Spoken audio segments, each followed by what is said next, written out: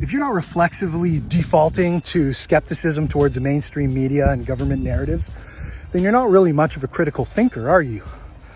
I mean, at best, you might think a little bit, but you're unaware of common political practices such as never letting a crisis go to waste, or the dynamics of Hegelian dialectics and how they've shaped history.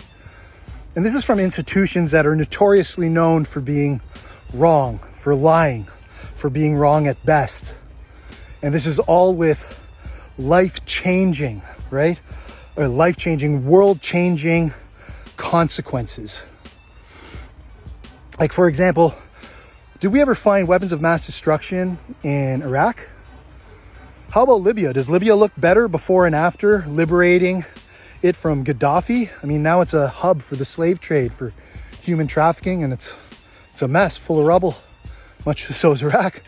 And fast forward, we can fast forward to, we shut down the world over a virus, people going nuts for toilet paper, wearing masks with their noses hanging out, yelling at people, all this fear and tension.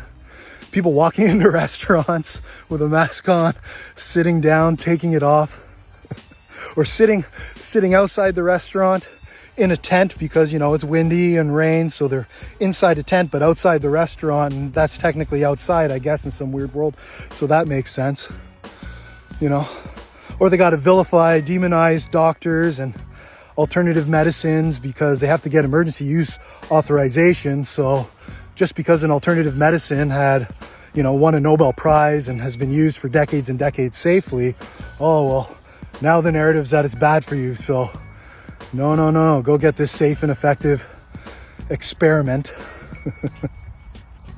I mean, don't you guys remember in math class, you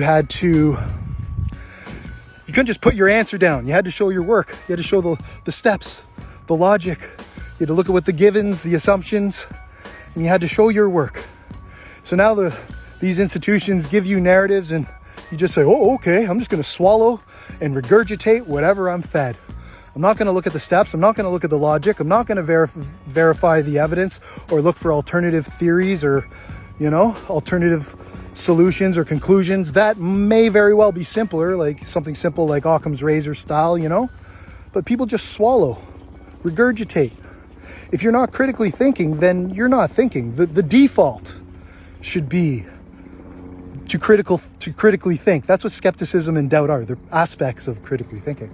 My simple litmus test is building 7.